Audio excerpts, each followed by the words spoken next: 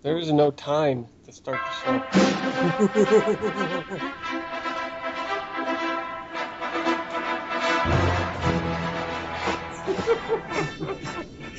What a producer. I think that's called for firing, right? An hour late. I think if he was in NBC, ABC, CBS, the producer, Fox, he'd been fired. Nah, they just do whatever they want. Hello, everybody, and welcome to Week 6 of Big Pick 4, the NFL Sports Handicapping Shows, where the NFL picking gurus, I was trying to think of a better word because I haven't been living up to that. They will pick the 4 best NFL picks for Sunday's games, to include the guarantees, the big Danny D guarantee and the big Brian B guarantee. The guarantees are Danny at 0 for 4 and Brian at 2 and 3. 0 and 5. 0 and 5 and Brian at 2 and 3. These are the guaranteed picks, the sure winners. That's right, baby.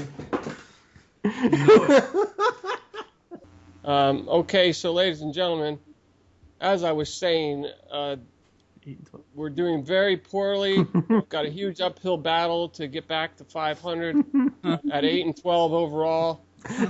Big Danny D has not picked a single win for his guarantees in 5 games, and Brian is at a losing record at 2 and 3. Looking at last week, they had Dan already pointed to the goalpost and called that ridiculous Panthers kick. If you go back and watch last week's show, Dan, you should have gone in and guaranteed the Cardinals to win because you were all over that pick the whole show. Yeah, I said that one in Kansas City too. I should have gone with that one also instead of my guarantee. The Broncos won, but did not cover. They were on the wrong side of an underdog win with the Raiders, and so we start out the day early on with a Packers victory, so we're getting some confidence moving forward. By the time we get to the Sunday Night Live 11:30 p.m. game, we're wondering if we're going to make 500. So we're pretty much defeated at that point. Stupid Chargers. That was an awful game. So what else were you saying about last week, Brian? The Broncos. No, I just said the Broncos defense decided not to show up. Tony Romo threw for 500 yards. I know the Broncos don't have a stellar defense, but they're probably average. I didn't think they were that bad. The problem I had was they were up by 15 at one point. They were covering. But then they decided, okay, let's make a game out of this. And it turned into one of the all-time shootouts. But it was like, what are you doing? Yeah, I don't know. The other games, they were just bad picks. Like San Diego, Oakland. I thought San Diego was going to roll because Phillip Rivers was playing so well. But something happens sometimes. You go to Oakland, you just sort of get lulled in because there's like 10 people there, and it's late at night, and not used to playing at that time, and they decide to take a nap through the game until the fourth quarter. They finally wake up, but it's too late. But I would like to say I'm feeling better about this week's picks because I got help. I got help from a coworker who's won our pool a couple times, so he helped me with my Big B pick. Shout out to Jeremy Whites. So I'm feeling better about my Big B this week. That's good. Yeah, except one of those picks is like the definition of insanity. You keep doing the same thing over and over, hoping to get a different result. We start off each week's show with the Vads of the Week from Big Danny D. Let's have it. It is Jerry Jones. Jerry Jones for saying that the loss to the Broncos was a moral victory, which is ridiculous. You lost. There's no moral victory in the NFL. You lost. You lost. Yeah. No good. You can't get any silver lining. No, from you don't get a loss. silver medal for coming in second. Hey, congratulations, you didn't win. Here you go. That's a loser's mentality. That's like when McNabb was happy they finished 11-5 and lost in the first round. It's 11-5. Any other team would be happy. Dude, it's a guitar 16 other NFL teams would be happy to be 11-5. Anyway, he wins this week because of his total defeatist attitude about that game. Instead of praising his team for playing well, playing hard, but coming up short, he takes the low road and goes, oh, it's a moral victory. Well, it's still an L. So you're 2-3 and you stink. And your defense is abysmal. And Tony Romo gets an honorable mention because of his performance at the end of the game. As he just threw the ball away. Hey, here you go. Here you can win the game instead of us. Yeah, that was terrible. So because of his defeatist attitude and because he was stupid enough to hire Monty Kiffin, who's a terrible defensive coordinator at this point. His defense had gotten shredded in college, and it got shredded in the NFL, and he stinks. So for that reason, Jerry Jones wins the award this week. And in other news, a follow-up on a previous award winner, Ed Kuhn, who likes Little League Baseball, has gotten the full DVD box set of every Little League World Series ever played so he can watch it at home in his underpants.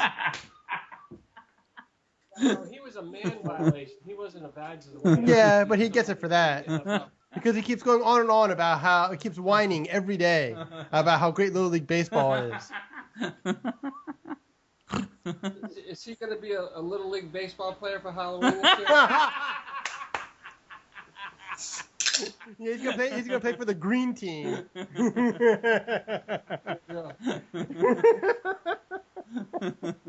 Tasty Cakes is being a sponsor. Yeah, right. Yeah, some local brewery, the Krog, they'll sponsor him. There is a box set of Little League games you can buy. I don't know. I just made that up. Who the hell would buy that?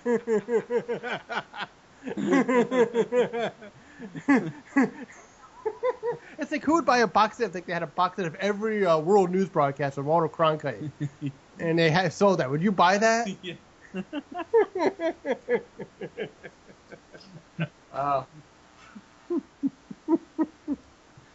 It's a little. Dan likes to do this because when he goes to work, he likes to have something to make fun of Ed about. So it's more for Dan's entertainment than our show. It's more so he can go in and work and have something to do. Yeah.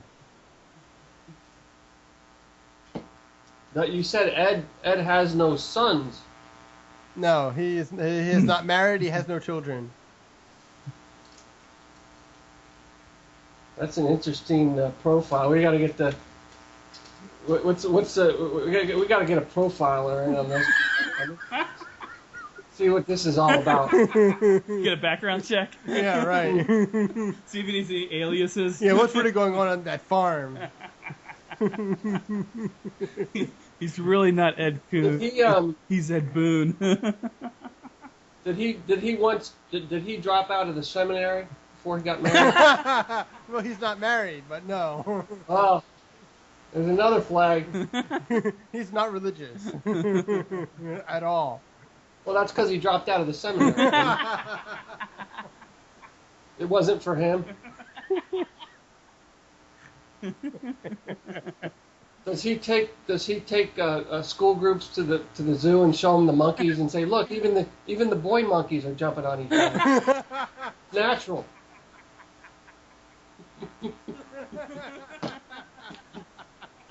There's nothing wrong with that. It's natural.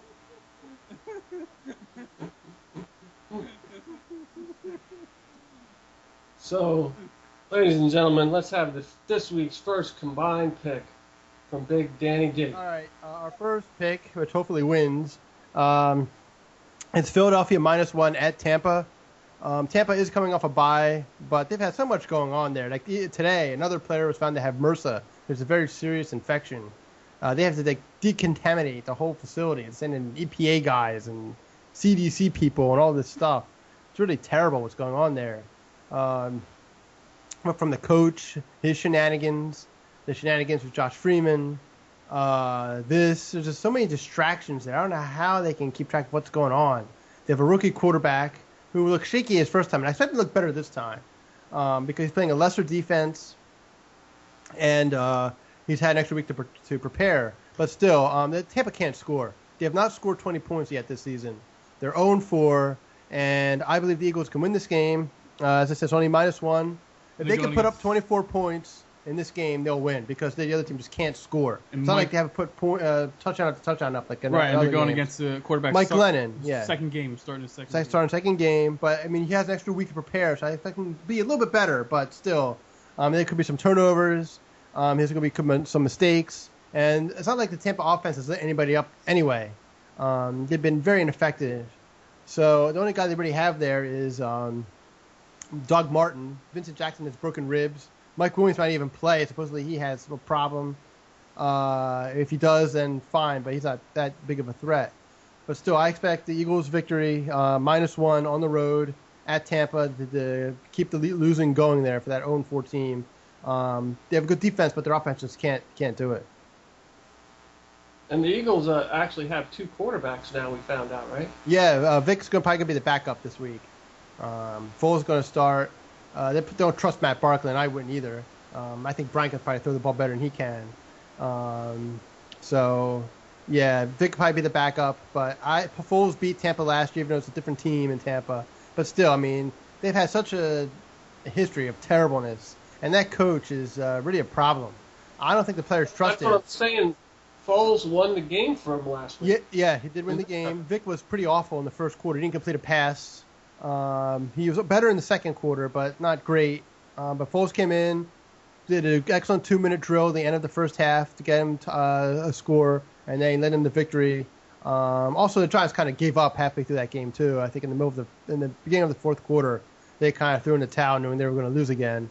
And Eli Manning, another nominee for the Badge of the Week award, was terrible in that game. But Foles was composed and he played well. So I think he can do that again. And I said I think the Eagles are going to win because their offense is just superior.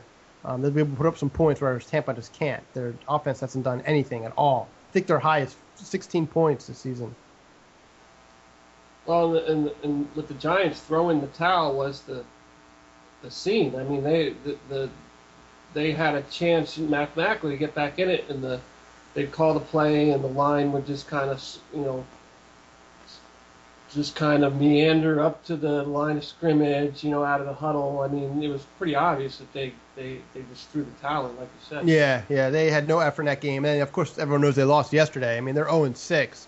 The coach even talked about going to spend time with his grandkids, and so I mean, he's trying to check out too. They're awful, and fortunately for us all, 2 of the former Eagles in that team, Colin Jenkins and Mike Patterson, neither of them will have 17.5 sacks this year, and neither of them will break Vic's leg. So that's good news too. I'm sure the audience has no idea what you're talking about. Yeah, a few years ago, when Drew McDougal got cut from the Eagles, Mr. O'Hearn here said that when he went to sign with the Giants, that McDougal would have 17.5 sacks and break McNabb's leg. McDougal ended up getting cut before the season and didn't even make the team. Mm-hmm. So that's just a running joke. Dan has the memory of an elephant. He likes to bring up stuff that happened 20 years ago. But anyway, go with Philly this week. The hometown Eagles are going to beat the Buccaneers down here in sunny Florida. You going to go watch the game, Scott? You going to drive over? I don't know. You might get MRSA if you go over there. You got a ticket for me? You could probably go. Scalp would probably sell for like $5. Yeah, right. Hey, go to the stadium. At least it's not blacked out. You can watch it on TV. Well, as long as I dress like a pirate, I get in free, right? Yeah, you need an eye patch and you need to cut off your right leg and go with a peg leg. That's right. What do you mean we're not blacked out? Are they saying that now? Yeah, it's sold out. No blackout. Wow. The only blackout might be San Tampa Diego. Bay. Congratulations. Yeah, except then when you watch the game on TV and it pans to the stadium, look how many empty seats are in the, quote, sold-out stadium, right? Yeah, well. It's like, well, Boy Scout troop number 1009 didn't show up. So now, ladies and gentlemen, let's have our second combined pick from Big Brian D. All right, the second combined pick for this week is going to be take Seattle minus 13.5, Tennessee at Seattle. 13.5 is kind of a big spread, but But me and Dan we have a few factors we took into consideration. They just come off a loss. Seattle just had a crucial loss last week. They're angry. Also, they're playing at home, and Dan talks about the home field advantage is insane. They actually, like a couple weeks ago, I think they broke the sound record for a stadium. That's how loud it is. Quarterbacks can't hear, they can't even hear the plays being called in from the sidelines. Offensive linemen can't hear the quarterback. They have a huge advantage. Also, the fact that Dan likes to call Ryan Fitzpatrick Patrick Fitzpatrick. He stinks. So he's going to be the quarterback for Tennessee. They have no offense. They've always had a solid defense the last 3 or 4 years. So it's not going to be like a terribly high-scoring game. But I also think Seattle has an advantage in special teams too. So I think it's going to be low scoring, but I still think they're going to manage to cover the spread. It could be like 20-7 or something. I think it's going to be like a 28-13 kind of game. 28-13, yeah, or 24-10. I just don't see Tennessee scoring a lot of points against a great defense at Seattle. They were awful. They have to travel all the way West Coast. Last week, Patrick Fitzpatrick started out 1 for 11, I think, and then in the second half he threw 3 interceptions against the Kansas City defense, and I think Seattle's defense might be better than theirs. So they're in trouble. Who was it they were playing the week that they broke that record? San Francisco, I believe. Yeah, and it was the stupidest thing, when they came up with a concept where they were going to go with a silent snap count. Did you see how that worked out for them? Yeah, well, that's what you usually do when you play in a dome. So the defense and the offense, neither of them knew when the ball was going to be snapped. I mean, how genius was that? I mean, I understand the sound thing, but reach down between your legs and pop off like you got a pair. And let's at least call some signals. Let's at least call some what do they call it? Yeah, the snap count. I mean, that was stupid. Where the defense and the offense were on equal footing, when the ball was going to go. They just watching the ball to see when it was going to be snapped. Right. Well, no, what the guard hits the ass of the center when the quarterback slaps his hand. The center can't even see the court. He has to go by the right guard slapping his ass. Yeah, it was like, oh, we know there was going to be a big sound, so watch this genius move. We're going to run an offense where there's no sound. The silent offense. So not only did they get blown out, the stadium broke the record for having the loudest stadium. Yeah. Yeah, and they had, I think, the last 5 years, they've had the record for most offsides. Most false starts get called against the opposing team than any other stadium. That was like when I was a kid, they had an experiment, I'll never forget, where they said, we don't need announcers. So they ran an NFL game with no announcers. And it was just silent, you just heard the crowd, and then they had the score up there. That lasted for one game. Oh, I would have loved to do that. I can't stand those guys. That would be great. I know what's going on. I don't need them. That's like when you go to a bar most of the time, you can't hear them. They have music on in the background and shit. Yeah, right. Who wants to hear Dick Stockton and Randy Barber blab for 3 hours? And now, ladies and gentlemen, there you have it. Your first 2 combined picks for week 6, trying to get back to 500. We would have to go 4-0 this week just to get back to 500. So the homers are picking their hometown Eagles, and they're picking the Seattle Seahawks out in West Coast. Now we will have a word from our sponsor.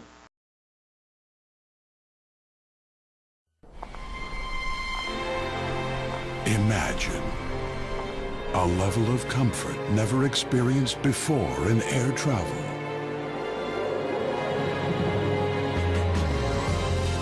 With in-flight entertainment that is second to none. And for our exclusive Mile High Club members, luxury that other airlines can only dream of. Introducing the future of air travel, LynxJet. And we're back for the guaranteed segment of our show where you will get the the two guaranteed picks from the 0-5 Danny D and the 2-3 Brian P. Dan, are you doing anything different? Brian's just taking the picks from another expert. No, I picked a line. I thought it was a good game. A team coming off a bye at home. They're coming off a big win. And there's some other things going on which I'll mention. But I think that this team can come out and roll. Now, I don't like the away team in this game either. All right, so let's have your first guaranteed pick for Week 6. All right, my pick is Carolina at Minnesota. Minnesota is favored by 1 point, -1. Minnesota's at home, coming off a big win in London over the Steelers. It's the first win of the season. They're coming off a bye week, so they're rested. They're ready to go. Carolina looked absolutely terrible last week in Arizona. They had to fly back across the country again. Cam Newton's a turnover machine. He turned it over 3 times last week. Then this team, Minnesota, has another good pass rush. I think it's going to give them problems. Their weapons in Carolina are kind of limited. Their running game has gone nowhere. Steve Smith's all by himself, and it's tough to get the ball to him because he's short. LaFell's done nothing. Their tight end's done nothing. Last week they scored a whole 9 points after blowing out the Giants 38-0. And Adrian Peterson has some extra motivation. The mother of his son, her boyfriend, severely beat their son, who's 2 years old. He's in critical condition in the hospital. So I think Peterson's going to play with a little extra emotion this week of, sadness and anger towards this person who did this. And I think he's going to run all over this team. He's just going to be so motivated to just want to hurt somebody because of this. He can't hurt the guy who did it, but he can try to hurt the Panthers as much as he can. So I expect him to have a really big day. Matt Castle starting against. They have Christian Ponder, who stinks, until Josh Freeman gets his act together up there. And because of all that, I'm taking Minnesota -1. All they have to do is basically win the game. That's it. And this wins. They're a home team and they're a home favorite. And I think we need to do a little more of that, taking home favorites, especially if it's a line that's under 7. I think that bodes well for us. Well, you may have misinterpreted that Adrian Peterson situation. I mean, they said that kid's probably not going to survive till game day.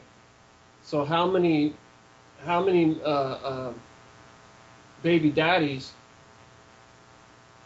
would go to a game on Sunday when their son dies on Friday or Saturday? He said he's going to play on Sunday. That's what I'm saying. So what they're saying is that this is a kid that he has no attachment to, little or no attachment to. Yeah. Because what dad would go to play a game on the day their kid dies or the day after their kid dies, right? People do that. It's happened in the past. They play with motivation. Like, it wasn't even Brett Favre played the day after his dad got killed in a car accident. No, we're talking about your son, though, not your... I think there's been other instances of that. And then the person grieves after the game. They let everything, because I think a lot of these guys feel like it's a sense of relief that they get to get away from the sadness and despair for that 3 hours. Yeah, but no one knows the whole story on this kid. If Adrian Peterson was even in his life, or it was just a one night stand, baby mama. Could have been situation. Because it doesn't seem like this is like it's obvious. It's obvious that this kid wasn't, staying with him on weekends. Okay. Yeah. Anyway, I still think it's going to help him a little bit. And he's going to run over Carolina. Whatever. Carolina stinks anyway. So whatever.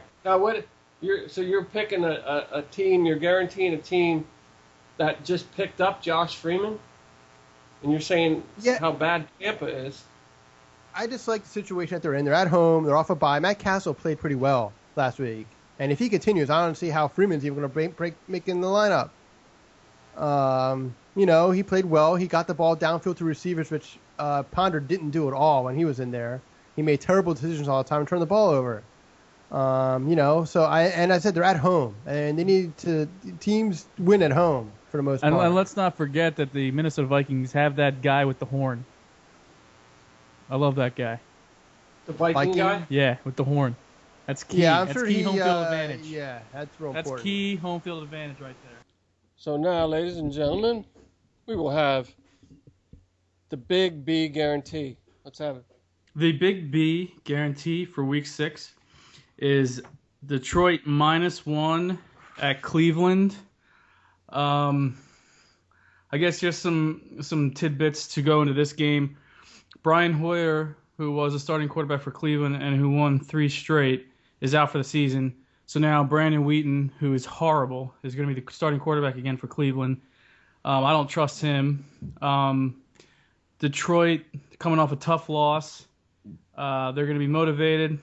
I think their offense, Calvin Johnson practiced, so it looks like he probably will play. And Cleveland's defense is pretty tough. Their offense is just so inept. I think Cleveland's proven the past 3 or 4 years that having a good defense, you still need an offense. Apparently, when I drank the beer, the magnetic pull from the 32-ounce Miller affected the camera. Gotta keep that away from sensitive electronic equipment.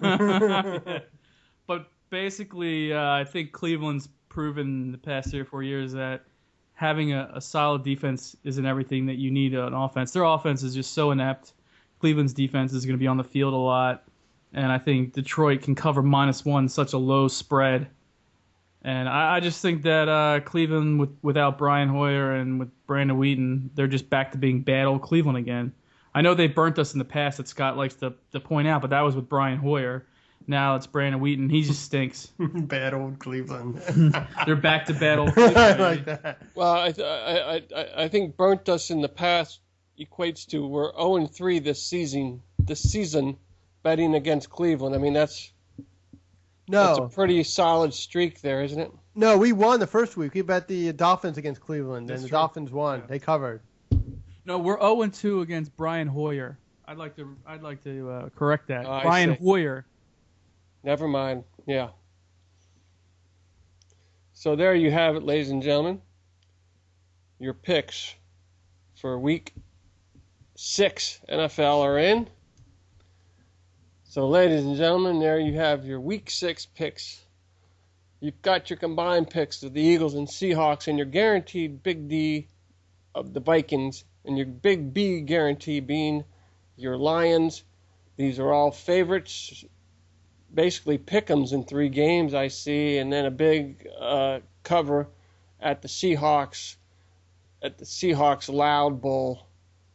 Any comments from the gurus? I think we picked all road teams. No, Vikings are at home and Oh. Seattle's at home. Okay. So, What was where he had him? I was reading him on the. well, here that's at. That means away, and then That V means is away. at home, and that means away. Okay. So V yeah. is for verse, and at is away. Yeah. English 101 lesson for Brian O'Hare. Brian thought the at and the V meant the same thing, but I was just switching it up. They thought both the V meant something basically else. were synonyms. They were synonym symbols. No, I thought the V meant something else. You got me, bro. Wow, look at this. How can you gurus pick against these powerhouse NFL teams, the Bucks, Titans, Packers, and Browns? And, wait, why are you going out on a limb like this? Well, hey, I mean- point is to pick the best 4 bets of the week. Right, a spade So- is a spade. Oh. right? Yeah, that's right. We are who they thought they were. Yeah, and we let him off the hook. Let them off the hook. Yeah, so they what they did was they looked at the standings and they picked the worst teams. But That's they how are they who we pick. thought they were. And we let them off the hook. That's how they picked. This is what you picked. Yeah, there's no real science to it. Yeah, we couldn't pick against the Giants this week since they Yeah. played on Thursday. Yeah, and Jacksonville's spread is That's 28. ridiculous. Yeah, that spread's horrible, so we can't pick that game. Wow, I wish I'd have known this a few years ago.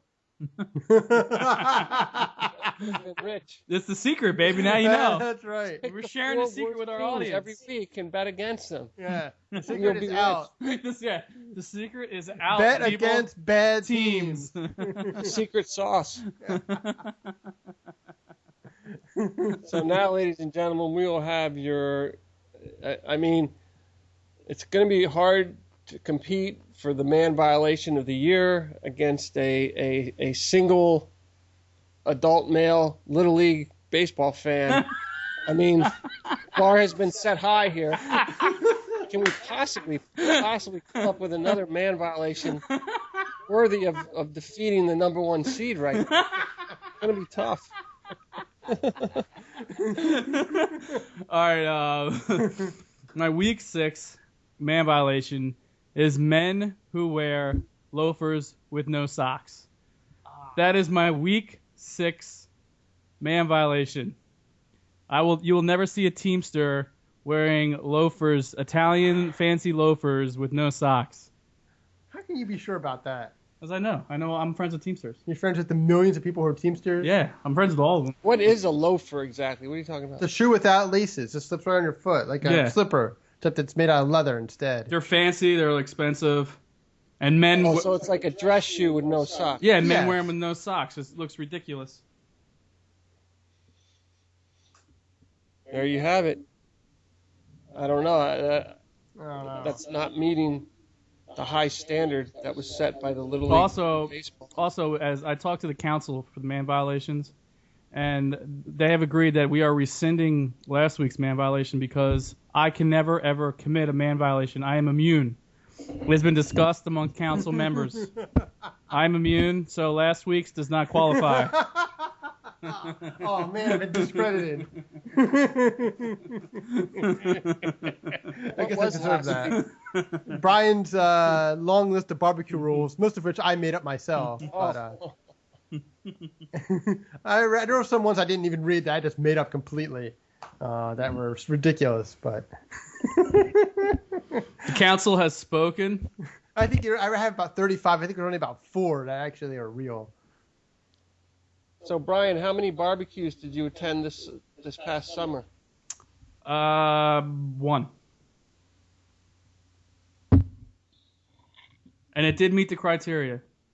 Oh, yeah, I remember that one. You played sports. You had it was activity. You had several meets. There were a bunch of guys there. There was alcohol, music. Yes. I remember that. Yeah, that's right. So, ladies and gentlemen, what you want to do is you want to search the neighborhood for family pets that are unattended, and what you need to do is go out and borrow one of those pets and keep that animal safe and sound for a while until those reward posters go up. And then you launch in with the rescue. I found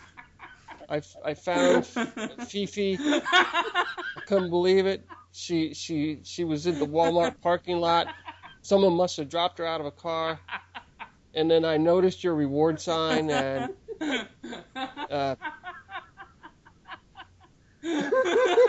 I'm really appreciative that you won't let me turn down this $300 reward. You know. See, it's a simple profit-making scheme. Because remember now, it's not stealing or kidnapping. You're just borrowing the pet for a period of time. So what you do is you take those proceeds, and as always, you go out, place your bets, and score with Big Pick 4. That's right, ladies and gentlemen. I'm showing you how to make money from nothing.